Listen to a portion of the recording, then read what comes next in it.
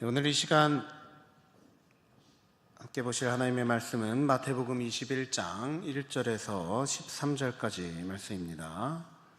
마태복음 21장 1절에서 13절 말씀.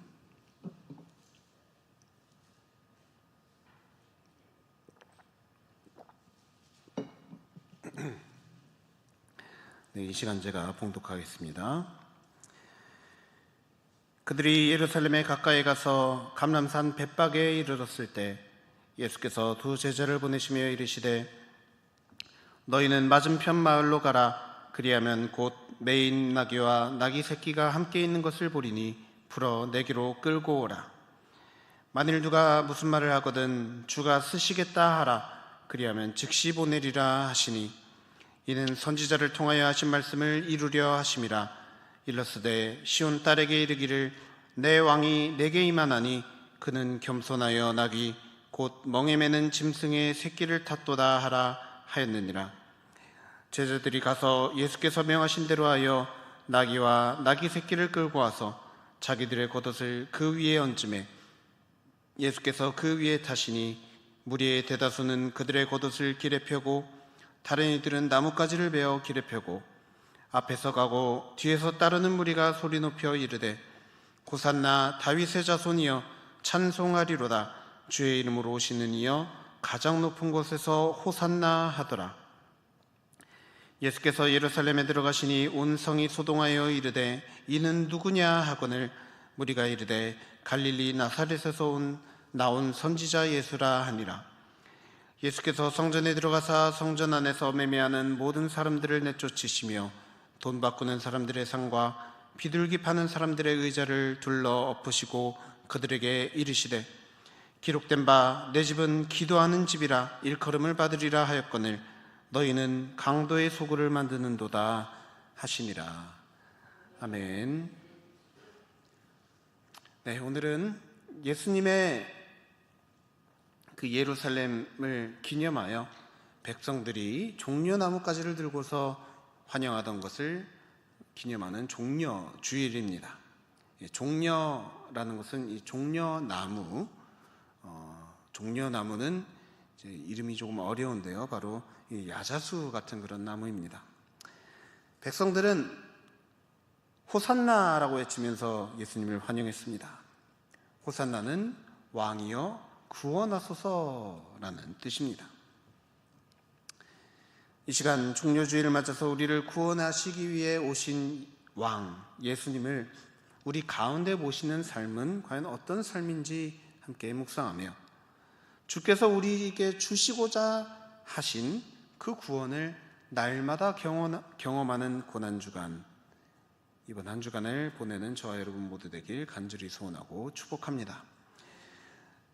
지난 두 달간 총 8번의 시간 동안 함께 살펴보았던 창세기 말씀을 통해서 우리는 하나님께서 우리 모두의 인생을 정말 아름답게 창조하셨다는 것을 살펴보았습니다. 또 그 인생을 결국엔 아름답게 회복될 수 있도록 이끌어 가시는 과정을 믿음의 조상들인 아브라함, 이삭, 야곱, 요셉을 통해서 살펴보았습니다.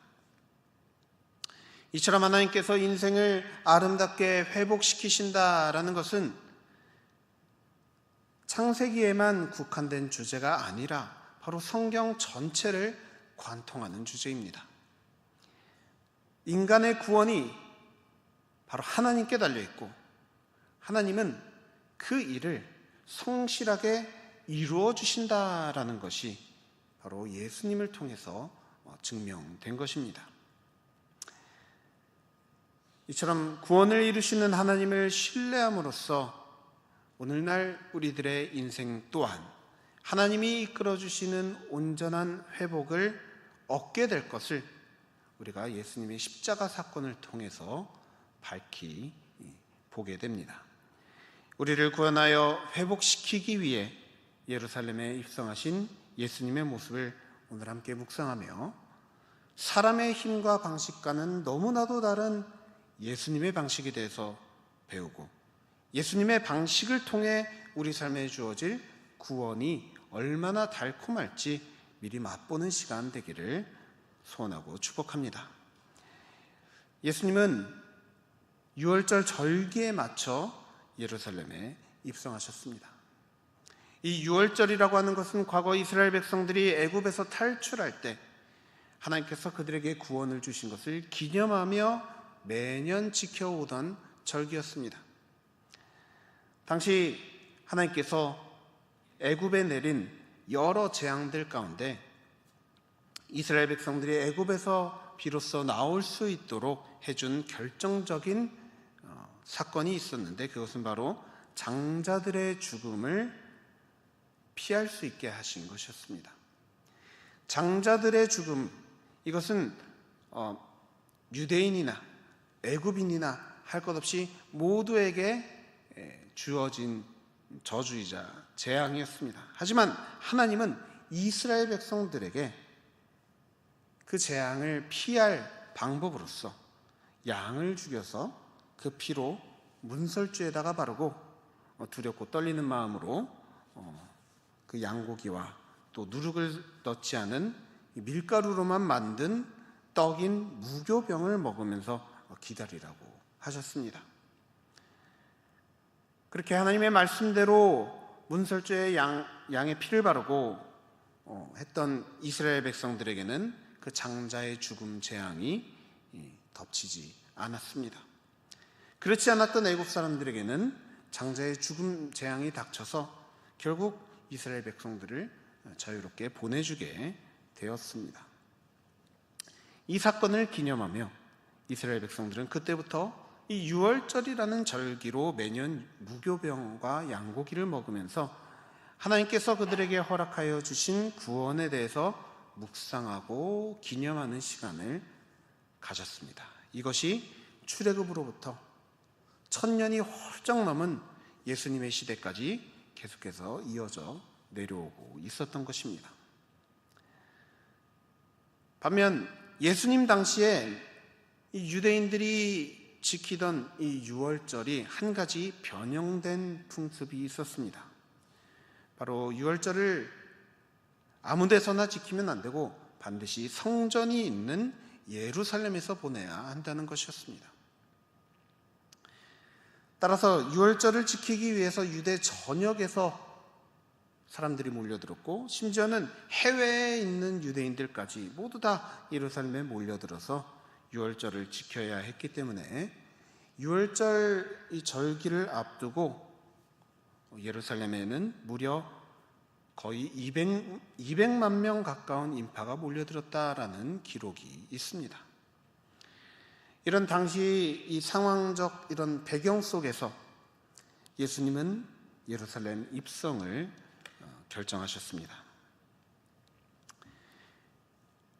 예수님을 메시아로 믿고 따르는 이들이 점점 늘어가는 이때 수많은 인파가 몰려있는 예루살렘에 예수님께서 들어가시게 된다면 과연 어떤 일이 벌어지게 될까요? 예수님을 따르는 제자들은 이렇게 생각했습니다. 바로 이 시점에 예수께서 메시아로서 왕으로서 등극하시면, 그래서 백성들을 모아서 자신들을 괴롭히는 로마인들을 내쫓고 새로운 이스라엘을 만들어 주실 것이다. 그래서 제자들은 바로 유월절이 그런 역사적인 순간이 될 것이다 라는 것을 확신하였고, 또 동시에 예수님이 왕으로 즉위하시면 자신들이 얻게 될 영광에 대해서도 종종 관심을 표하기도 하였습니다. 예수님의 채측근으로 있었던 제자들인 요한과 야고보 형제가 있습니다. 이 형제는 심지어 그 어머니까지 찾아와서 예수님께 자신의 아들들을 예수님의 오른편에 또 왼편에 각각 앉게 해달라고 요청을 하기도 했고, 또 이 사실을 알게 된 다른 제자들 또한 서로 누가 더 높은지, 내가 더 예수님을 더 잘 따랐다, 내가 더 오래 예수님을 따랐다 하면서 서로 누가 더 높은지 싸우는 일이 일어나기도 했습니다. 이처럼 예수님의 예루살렘 입성을 두고서 예수님을 가장 잘 안다고 하는 제자들마저 예수님의 입성의 목적과 그 이유에 대해서 전혀 깨닫지 못하는 모습을 보여주었으니 당시 예루살렘에 모여있던 백성들, 예수님을 환영하기 위해 모여있던 백성들은 과연 어떤 마음으로 예수님을 기다리고 있었겠습니까? 요한복음 12장 17절과 18절 말씀은 백성들이 예수님을 기다리고 있었던 이유에 대해서 이렇게 기록합니다. 나사로를 무덤에서 불러내어 죽은 자 가운데서 살리실 때에 함께 있던 무리가 증언한지라. 이에 무리가 예수를 맞으면 이 표적 행하심을 들었음이로라. 예루살렘 가까이에 있는 동네 베다니에서 예수님께서 죽은 나사로를 살려주신 일이 일어났습니다. 그러자 그것을 본 사람들이 당시 유월절을 맞이하러 온 수많은 사람들에게 그 소식을 전한 것입니다. 그러자 그들은 순식간에 예수님을 메시아로 환영하는 인파로 바뀌었던 것입니다. 예수님을 메시아로 환영하는 이들의 마음속에는 아마도 예수께서 그 죽은 자를 살려내시는 능력으로 무언가 자신들이 원하는 무언가를 이루어 주실 것이다 라는 기대가 분명히 있었을 것입니다. 그런데 과연 그것이 예수님께서 예루살렘에 입성하신 이유였을까요? 예수님의 목적은 그러한 것이 아니었습니다. 예수님은 어떤 마음으로 예루살렘에 들어가셨습니까? 자신이 예루살렘에 들어가면 이제 이것으로 마지막을 맞이하게 될 것을 알면서도 담대하게 예루살렘에 들어가셨습니다. 제자들과 백성들이 꿈꾸던 메시아로서 왕위에 올라서 적들을 물리치고 나라를 다스리고 백성들을 잘 살게 해주기 위해서 예루살렘에 들어가신 게 아닙니다. 오히려 예수님이 이제 예루살렘에 들어가시게 되면 잠깐만 예수님을 환영해 주지 그 백성들이 예수님을 곧 미워하게 되고 예수님을 박해하게 되고 또 그 백성들에 의해서 죽임을 당하게 되는 것을 아시면서도 그렇게 되기 위해서 예루살렘에 들어가셨습니다. 당시 예수님의 마음을 헤아리면 참으로 가슴 아픈 일입니다. 이렇게 될 것을 알면서도 그 길을 걸어가신 예수님의 마음이 얼마나 아프셨을지를 생각해 봅니다. 예수님은 그것이 정말로 무거운 짐이라는 것을 알면서도 그 무게를 당당하게 지고서 예루살렘에 입성하셨습니다. 그래서 오늘 보신 본문인 마태복음 21장 5절에 보면 예수님께서 입성하실 때 타신 나귀에 대해서 이렇게 설명하고 있습니다. 내 왕이 내게 임하나니 그는 겸손하여 나귀 곧 멍에 매는 짐승의 새끼를 탔도다. 이 말씀은 메시아의 등장을 예언한 스가랴 선지자의 말씀을 인용한 것입니다. 메시아가 어떻게 나타나시느냐? 화려한 왕으로서 오시는 것이 아니라 무거운 짐을 싣는 용도로 사용하는 나귀에 탄, 심지어 나귀 새끼에 탄 초라한 모습으로서 오실 것이다 라는 예언입니다. 여러분, 짐 싣는 나귀에 탔습니다. 그러면 그 위에 올라탄 사람이 뭐가 됩니까? 네, 짐이 됩니다. 무거운 짐. 예수께서 짊어지신 조롱과 죽음의 짐을 짐을 상징하는 도구로서 예수님은 위험을 나타내는 말 대신에 짐을 상징하는 나귀라는 동물을 타고서 예루살렘에 입성하신 것입니다. 그러면 나귀를 타신 예수님의 모습을 보면서 백성들은 뭔가 대단한 왕으로서 예수님을 바라보아야 했을까요? 아니면은 어떤 그런 겸손한 모습, 예수님의 그런 초라해 보이지만 분명히 이유가 있는 모습으로 찾아오신 예수님을 그렇게 받아들여야 했을까요? 예수님은 그때가 유월절이라는 것을 알고서 일부러 그 시간에 맞춰 예루살렘에 입성하셨습니다. 왜 예수님은 6월절을 자신의 그런 죽음을 당하는 시간으로 선택하셨을까요? 앞서 6월절은 이스라엘 백성들을 애굽에서 탈출시키기 위해서 양을 죽여 피를 문설주에 바르고 그 양고기를 먹은 것을 기념하는 절기라고 하였습니다. 그렇게 6월절의 핵심은 바로 그 백성들을 구하기 위해서 대신 죽음을 당해야 했던 양에 있습니다. 양이 죽어서 우리가 살았다라는 것이 6월절 그 메시지의 핵심입니다. 어린 양이 죽어서 대신 백성들이 구원받게 된 것처럼 당시 예루살렘에 몰려든 유대인들 뿐만 아니라 또 앞으로 이방인들까지 예수의 이름을 믿는 모든 자는 죽음을 면하게 되고 구원을 얻게 하기 위해서 죽어야 될 어린 양으로서 예수님은 그런 죽음의 시간으로 바로 6월절을 선택하셨던 겁니다. 여러분, 이것을 종합해서 생각해 보면 어떻습니까? 예수님이 예루살렘에 입성하신 것이 백성들이 꿈꾸던 원하던 그런 영광스러운 일로 보입니까? 아니면 대단히 장렬하고 또 슬픈 일처럼 보입니까? 분명 나귀 위에 올라타신 예수님은 그 모습은 화려한 왕의 모습이라기엔 오히려 겸손한 종의 모습이자 또 죽음을 앞둔 어린 양의 모습이었을 겁니다. 이것을 예수님의 예루살렘 입성이 있기에 한참 전에도 미리 알고 깨달았던 세례 요한은 이와 같이 외쳤습니다. 보라, 세상 죄를 지고 가는 하나님의 어린 양이로다.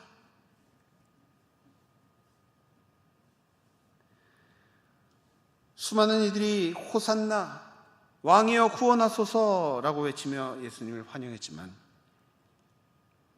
예수님은 그들의 기대를 충족시켜줄 그런 화려한 모습보다는 나귀를 타신 겸손한 모습으로서 나타나 주셨습니다. 이것은 예수께서 그들에게 주실 구원이 그들이 그토록 원하던 어떤 강력한 통치 또는 부유한 삶과는 전혀 상관이 없는 구원이라는 것을 간접적으로 나타내 보여주신 것입니다. 백성들은 예수님을 각기 다른 마음을 갖고서 지켜보았습니다. 언제, 어떻게 백성들을 모아 로마인들을 쫓아내실까? 로마인들에 대한 로마인들에게 당한 그런 일들로 인해서 그들을 극히 혐오하는 지경에 이르렀기에 예수님께서 구원을 주신다면 그것은 반드시 로마인들을 몰아내는 구원일 것이다 생각을 했을 겁니다. 또 예수님께서 망가진 나라를 회복시키고 망가진 경제를 회복시키는 그런 구원을 주실 것이다 믿고 환영했습니다. 그런데 여러분, 예수께서 예루살렘에 입성하신 다음에 가장 먼저, 가장 처음으로 행하신 일이 무엇인지 아십니까? 사람들이 기대했던 것과 같은 사람을 살려준다든가 병든 자를 고쳐준다든가 또는 군대를 조직해서 뭔가 무력 분쟁을 일으킨다든가 하는 일이 아니었습니다. 그럼 무엇입니까? 오늘 본문 12절에 보면 이렇게 하셨다 했습니다. 예수께서 성전에 들어가사 성전 안에서 매매하는 모든 사람을 내쫓으시며 돈 바꾸는 사람들의 상과 비둘기 파는 사람들의 의자를 둘러 엎으시고. 예수님은 사람들이 전혀 기대하지 않았던, 전혀 예상치 않았던 그런 일을 행하셨습니다. 아마도 제자들도 그 누구도 예수님이 그런 일을 하시리라 상상하지 못했을 것입니다. 무엇입니까? 바로 성전을 정화하신 일입니다. 정화라는 말은 더러워진 것을 깨끗게 한다는 의미입니다. 즉, 성전이 더러워졌으니까 더러워진 성전을 깨끗하게 만드셨다라는 것입니다. 그런데 여러분, 그 당시 사람들이 보기에 누가 과연 누가 그 성전을 보고서 더럽다라고 느꼈을까요? 그 당시 성전은 솔로몬이 지은 최초의 성전보다도 훨씬 더 화려하고 아름다운, 크기가 더 큰 그런 멋진 성전이었습니다. 또 유월절을 맞아서 몰려든 수백만의 백성들이 제사를 드리느라 하루 종일 예배가 끊이지 않는, 정말 예배로 가득한, 예배자들로 가득한 그런 성전의 모습을 바라보면서 그 누가 성전에 문제가 있다라고 생각을 했겠습니까? 그런데 예수님은 성전에 문제가 있다라는 것을 하셨습니다. 성전에 문제가 있다라는 것은 이것을 달리 말하면 백성들이 드리고 있던 그 예배에 문제가 있다라는 겁니다. 따라서 예수님께서 성전을 정하신 사건은 바로 다름 아닌 백성들이 드리던 그 예배에 아주 큰 문제가 있다라는 것을 나름 과격한 방법으로서 보여주신 것입니다. 백성들은 메시아가 오시면 여러 자신들의 삶에 있는 문제들을 바로잡아 주실 것이라 생각을 했습니다. 그런데 그 누구도 예배가 문제라 생각하는 이는 없었을 겁니다. 하지만 예수님은 그 어떤 문제보다도 바로 예배의 문제를 바로잡지 않으면 안 된다라는 것을 가장 먼저 보여주신 것입니다. 여러분은 여러분의 삶의 여러 가지 문제들 가운데서 어떤 것을 가장 큰 문제로 여기십니까? 또 예수님이 찾아오셔서 저와 여러분의 삶을 바라보실 때 무엇이 가장 큰 문제구나, 가장 먼저 바로잡아야 될 것이 무엇이냐 라고 말씀하실 때 무엇을 우리에게 말씀해 주시겠습니까? 당시 그 성전의 모습이 예수님의 눈에 어떻게 보였는지를 한번 상상해 보겠습니다. 예수님은 성전에 들어가서 성전 안에서 매매하는 사람들을 내쫓고 돈 바꾸는 사람들, 또 비둘기 파는 사람들의 의자를 둘러 엎으셨습니다. 이것은 당시 유대인들이 드렸던 예배가 어떠했는지를 잠시 이해하고 넘어가야 합니다. 하나님께서 애초에 이스라엘 백성들한테 제사를 드리라라고 명하셨을 때 그것은 백성들에게 하나님께 뭔가 회개를 해야 할 일이 있다든가 또 기도해야 될 그런 기도 제목 같은 것이 있다든가 할 때 그런 사건의 경중에 따라서 때로는 소나 양 같은 가축을 제물로 드리라고 하셨고, 또 때로는 비둘기 같은 새나 또는 고운 밀가루 같은 것들을 제물로 드리라고도 하셨습니다.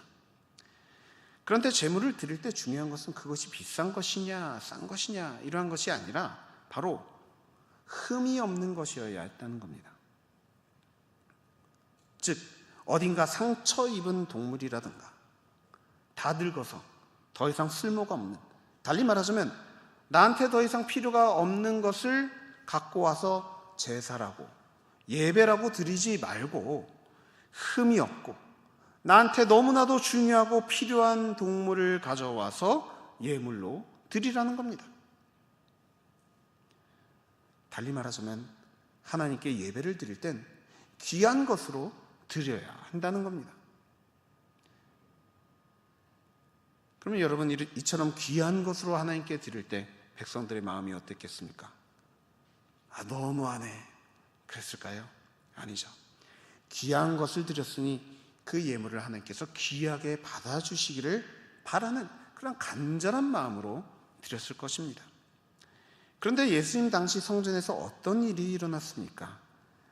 유월절을 지키기 위해서 먼 길에서 오는 유대인들이 있었습니다. 유대 전역에서 오고 또 해외에서 오기도 하는 유대인들, 또 심지어 이방인이지만 유대인들의 하나님을 믿고서 유대교를 받아들여서 유월절 지키기 위해서 오는 이방인들도 있었습니다. 그 사람들은 유월절 만찬을 먹기 전에 먼저 자신들을 정결하게 하는 제사를 드려야만 했습니다. 따라서 누구든지 예루살렘에 들어와서 제사를 드리려면 흠없는 동물을 가져와야 되는데 과거 교통수단이 발달하지 않았으니 동물을 안전하게 데려오기 얼마나 어려웠겠습니까? 심지어 해외에서 오는데 그것이 가능했을까요? 그렇지 않습니다. 그래서 먼 길을 걸어 예루살렘 성전에 찾아온 순례자들을 위해서 예루살렘 성전은 흠없는 동물을 구입해서 곧바로 제물로 드릴 수 있게 하는 그런 시스템을 마련해 주었던 겁니다. 합리적이죠. 상당히 유익한 그런 제도 같습니다. 하지만 사실 이것은 두 가지 문제가 있습니다. 물론 표면상으로는 그것이 좋아 보입니다. 논리적으로 맞습니다. 너무 그 사람들의 편의를 위해서라는 명목으로 참 좋은 일을 하는 것처럼 보입니다. 하지만 먼저 이것은 결정적으로 이 예배가, 그렇게 드리는 예배가 올바른 예배가 되지 못하게 만들었다는 데 문제가 있습니다. 흠없는 동물을 제사로 드린다라고 하는 것은 무슨 말입니까? 그렇게 하기 위해선 엄청난 정성과 희생이 필요하다는 겁니다.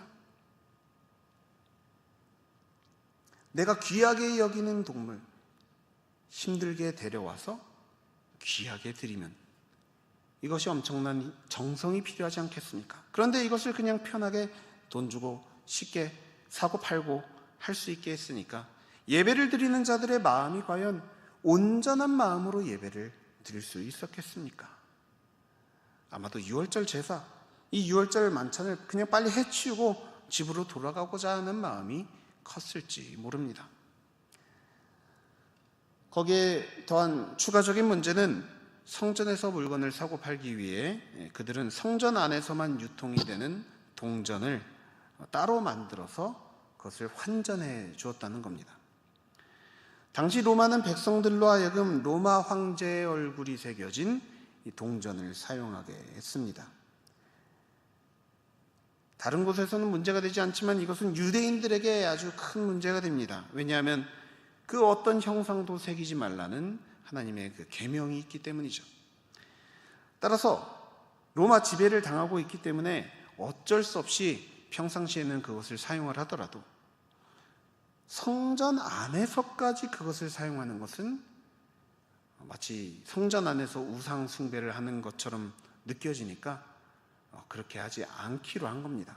그래서 그 동전 대신에 성전 안에서만 사용을 할 수 있는 동전을 따로 만들어서 환전을 해 주었는데, 이 문제는 이것도 논리적으로 상당히 옳아 보이죠. 그런데 예수님 당시 성전 환전상들은 대제사장들과의 유착 관계가 있었습니다. 종교 지도자들과 관계를 맺어서 이 환전세를 종교 지도자들에게 넘겨준다는 명목으로 백성들에게 아주 높은 환율로 돈을 바꿔 주었던 겁니다.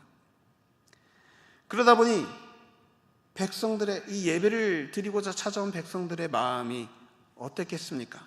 안 그래도 돈 주고 쉽게 동물을 사고 팔고 하면서 제물을 드리느라 온전한 예배가 되지 못하는데 비싼 돈까지 주고 환전을 해야 됩니다. 그 마음이 어땠겠습니까? 예배를 드리는 사람들의 마음이 마치 울며 겨자 먹기 같은 마음이었을 겁니다. 이게 뭐 그렇게 중요하다고 이렇게 너무나도 아까운 돈까지 지출해야 되는가, 이러한 마음으로서 예배를 드리게 된 것이죠. 백성들이 죄다 이러한 예배를 드리고 있으니 아무리 유월절 기간 내내 성전이 예배드리는 사람들로 북적거리고 제사가 끊이지 않는다 할지라도 그것을 하나님이 기쁜 눈으로 바라보셨을까요? 예수님이 어떤 눈으로 바라보셨겠습니까? 그래서 예수님은 백성들에게 가장 시급한 일, 가장 중요한 일이 무엇인지를 깨우쳐 주신 것입니다. 로마에게서 독립하는 것도 아니고 무너진 나라를 세우고 경제를 되살리는 일도 아니라 바로 예배가 회복되는 일이 가장 우선적이라는 말입니다. 예배를 안 드리고 있었습니까? 아니요, 예배를 드리고 있었습니다. 하지만 너무나도 익숙해지고 하찮게 느껴지는, 아깝게 느껴지는 예배에서 이제는 겸손한 마음으로서 하나님을 진중하게 섬기는 예배로 회복되어져야 한다는 겁니다.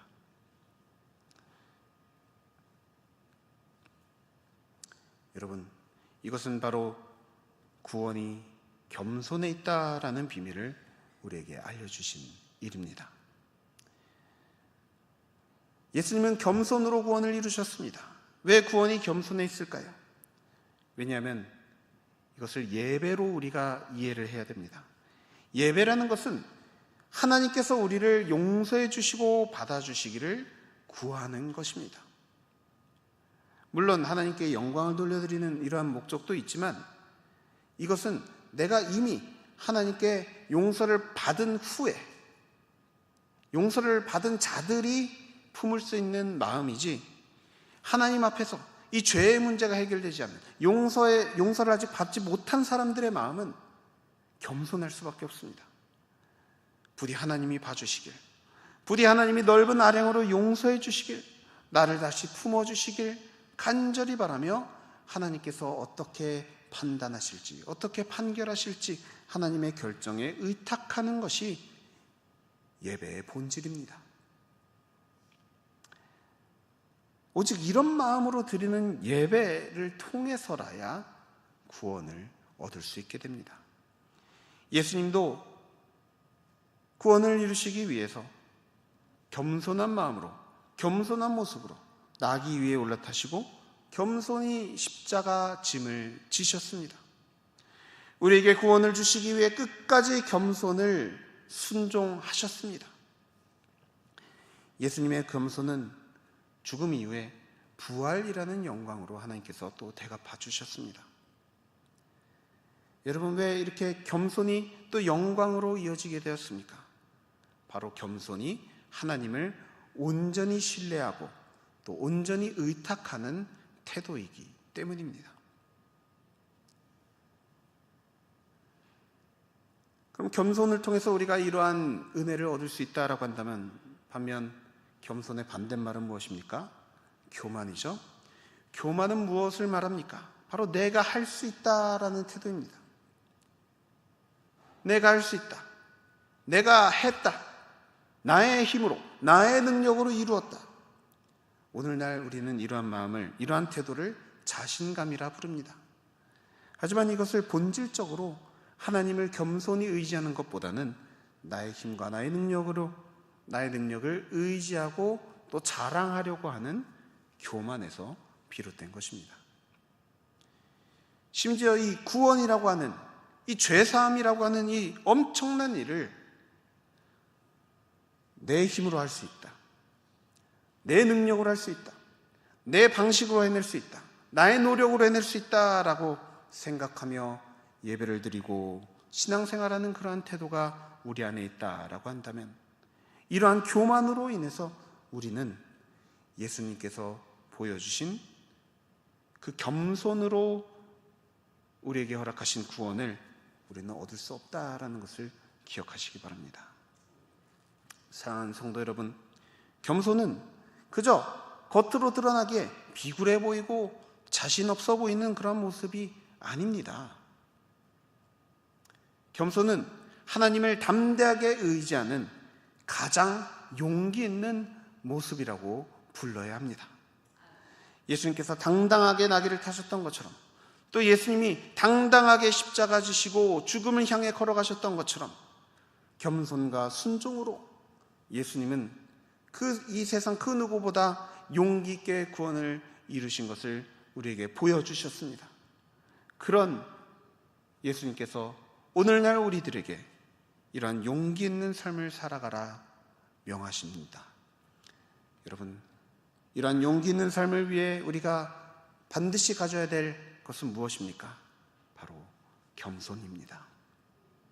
하나님 앞에서 겸손하고, 하나님 말씀 앞에서 겸손하고, 하나님 명령에 겸손하게 순종하며 이해되지 않아도 무겁고 힘든 그런 짐을 진 것 같을지라도 그것을 겸손하게 오직 하나님을 의지하면서 맡겨드릴 때 마치 하나님께서 십자가 죽음 뒤에 예수님을 부활의 영광으로 갚아주셨던 것처럼 우리들에게도 구원을 허락해 주시고 주님과 함께 천국에서 호산나 외치며 찬송하며 살아가는 삶으로 인도해 주실 줄 믿습니다. 사랑하는 성도 여러분, 이제 오늘부터 고난주간 시작되었습니다. 예수님의 죽으심을 묵상하는 이번 한 주간, 무엇보다 예수님의 이 겸손을 깊이 묵상하며 잘 배우기를 원합니다. 예수님의 겸손의 모습이 나의 모습이 되기를, 예수님의 그 겸손으로 이루신 순종이 나의 삶의 모습들이 되기를 간절히 기도하는 마음으로 이번 한 주간을 은혜 가운데 보내시는 사랑하는 성도 여러분 모두들 되시길, 우리를 사랑하사 겸손하게 십자가 지고 돌아가신 우리 주 예수 그리스도의 이름으로 간절히 축원합니다. 함께 기도하겠습니다. 사랑과 은혜가 충만하신 하나님 아버지, 모든 것을 다 내 힘으로 할 수 있다, 모든 것을 다 나의 방식으로 해낼 수 있다라고 생각하며 내 마음대로 살아가던 우리들을 위해 놀라운 사랑으로 그 독생자 예수 그리스도를 십자가에 죽임당하게 하신 주님의 그 놀라운 사랑을 묵상합니다. 주님, 우리를 사랑으로 구원하여 주셨고 그 사랑의 그 구원을 이루시기 위해서 끝까지 겸손하게 순종하신 예수님의 희생을 깊이 감사하오니 이 시간 우리들도 주님이 보여주신 그 겸손의 모습 따라 살아갈 수 있도록 인도하여 주시옵소서. 주님을 겸손히 섬기기를 원합니다. 겸손히 주님 앞에 예배하기를 원합니다. 주님 앞에 교만한 모습으로 예배드리지 않게 하여 주시고, 우리 삶의 예배가 무너져 있는데도 그것을 아무렇지 않게 여기며 살아가지 아니하도록 주님 예배의 회복을 위한 경각심을 우리에게 허락하여 주시옵소서. 그리고 또한 우리가 주님께서 말씀하시면 그것이 무엇이든지 겸손한 마음으로 받아들이는 마음, 그러한 태도로 살아갈 수 있도록 도와주시옵소서. 교만하게 내 생각이 옳다며 내 방식이 옳다며 주님의 말씀을 밀어내는 그러한 모습 살아내지 아니하도록 주님 우리를 불쌍히 여겨주시고, 오직 주님의 말씀이 내 마음속에 심겨져서 그것이 내가 싫은데도 억지로 하는 순종이 아니라 기쁨으로 감사함으로 따르는 순종의 삶이 될 수 있도록 인도하여 주시옵소서. 이번 한 주간 고난주간 살아내면서 주님, 우리가 이 세상 속에서 살면서도 계속해서 겸손히 주님을 묵상하며 살아갈 수 있게 인도하여 주시옵소서. 깊은 은혜 주실 하나님, 주님을 믿사오며 이 모든 것을 살아계신 우리 주 예수 그리스도의 이름으로 간절히 기도드립니다. 아멘.